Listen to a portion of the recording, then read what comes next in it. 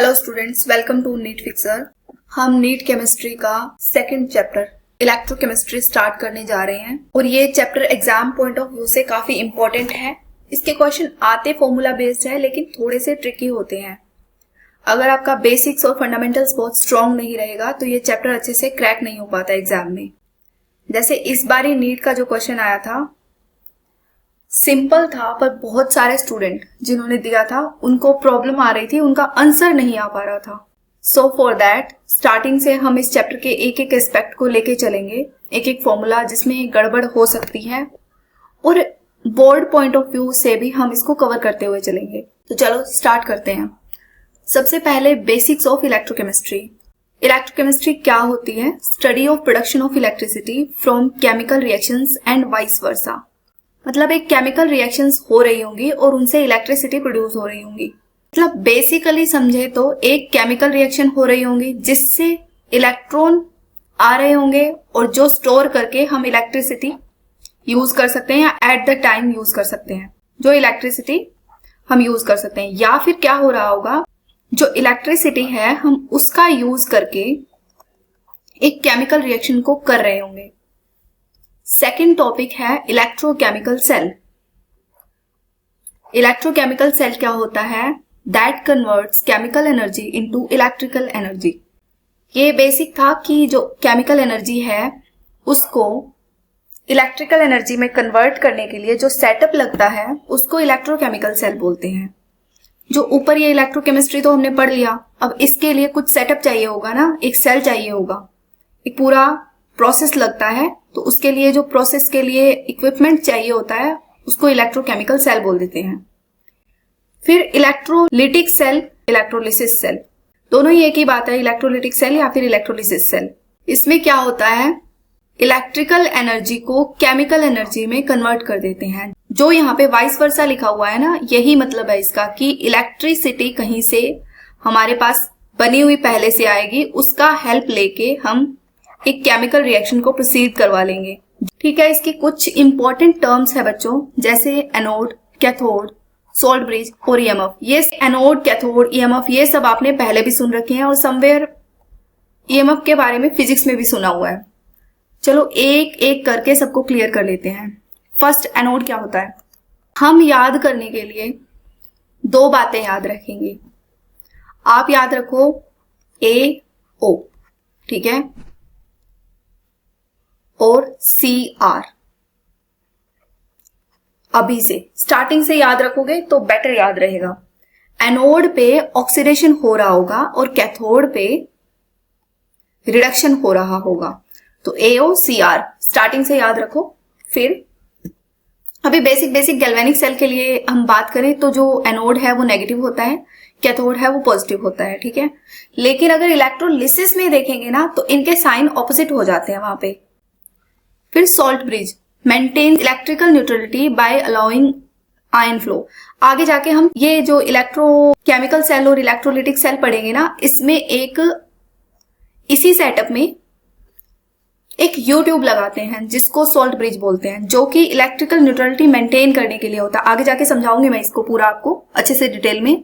इसका फंक्शन भी होता है स्पेसिफिकली, वो भी बात करेंगे। नेक्स्ट आता है ईएमएफ। ईएमएफ क्या होता है? Potential difference between electrode of a cell when no current flow. ये बात ध्यान से याद रखो। जैसे फिजिक्स में हम बात कर लेते हैं ना कि ओपन सर्किट के जो पोटेंशियल डिफरेंस है उसको बोलते हैं ईएमएफ, तो सेम यहीं पे है कि जब कोई करंट फ्लो नहीं कर रहा होगा ना उस टाइम हम बोल देंगे ईएमएफ। जो इलेक्ट्रोड के बीच में पोटेंशियल डिफरेंस होगा उसी को ईएमएफ बोलेंगे, लेकिन जब कोई करंट नहीं होगा, मतलब ओपन सर्किट की बात कर रही है। अगली एक दो बातें जो अभी हम पढ़ लेते हैं। Type of electrochemical cell. Electrochemical cell अभी हमने पढ़ा ही था कि दो तरह के होते हैं, एक गैल्वेनिक सेल है, दूसरा इलेक्ट्रोलिटिक सेल है। ये इलेक्ट्रोकेमिकल सेल होता है, जो गैल्वेनिक सेल है वो इलेक्ट्रोकेमिकल सेल का एग्जाम्पल है। Spontaneous redox reaction produces electricity. इसमें मोस्ट इंपॉर्टेंट वर्ड है स्पॉन्टेनियस। इसका मतलब क्या होता है? अपने आप होना। मतलब जो रिडॉक्स रिएक्शन अपने आप हो रही होगी और उससे क्या होगा, केमिकल रिएक्शन से इलेक्ट्रिकल एनर्जी बन जाएगी। ऑब्वियस है कि वो अपने आप हो रही है, इसीलिए उससे इलेक्ट्रिसिटी प्रोड्यूस हो रही है अपने आप, स्पॉन्टेनिटी, ठीक है। तभी केमिकल से इलेक्ट्रिकल एनर्जी बनेगी।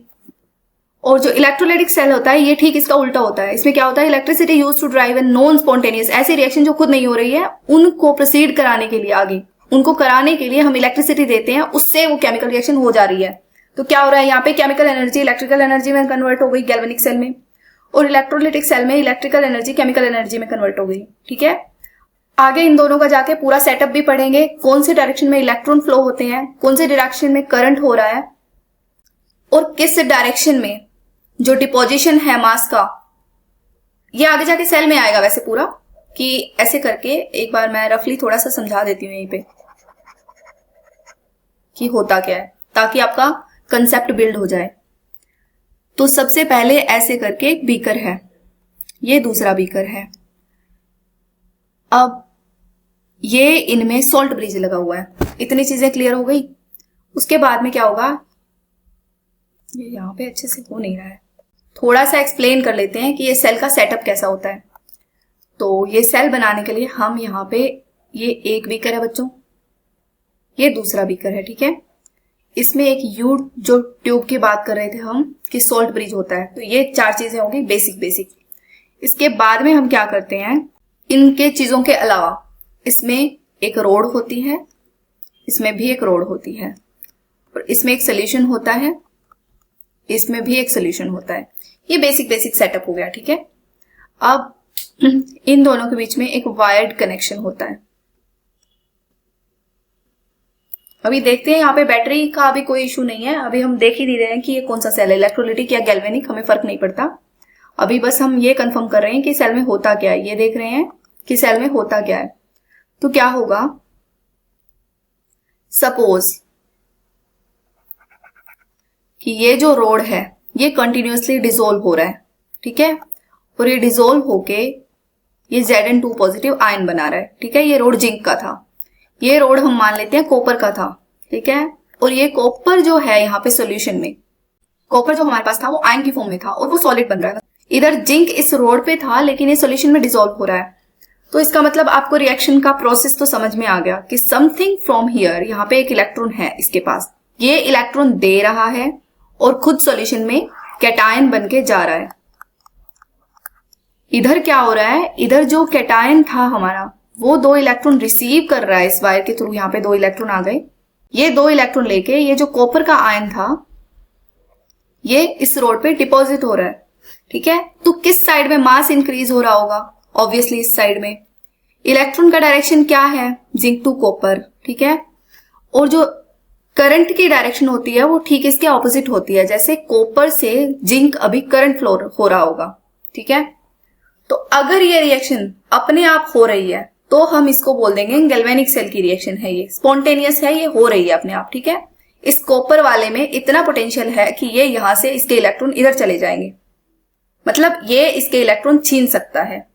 इसी को आगे जाके हम इलेक्ट्रोड पोटेंशियल बोलेंगे, इलेक्ट्रोड पोटेंशियल।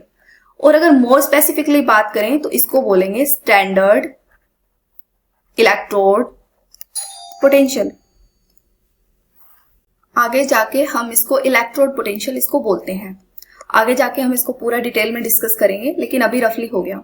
और अगर यही रिएक्शन यहां पे सपोज बीच में इलेक्ट्रिसिटी लगा रहे हैं और ये रिएक्शन अपने आप नहीं हो रही है, इलेक्ट्रिसिटी की हेल्प से हो रही है, तो इस रिएक्शन को इलेक्ट्रिकल टू केमिकल बोलेंगे। और तब इस रिएक्शन को बोलेंगे, सपोज इस डायरेक्शन में तो ये रिएक्शन अपने आप हो रही है, अब अगर हमें उल्टी डायरेक्शन करनी हो, अब हमने अभी अभी देखा है कि कॉपर में वो पोटेंशियल है कि ये इलेक्ट्रॉन इसके लेके खुद रिड्यूस हो रहा है,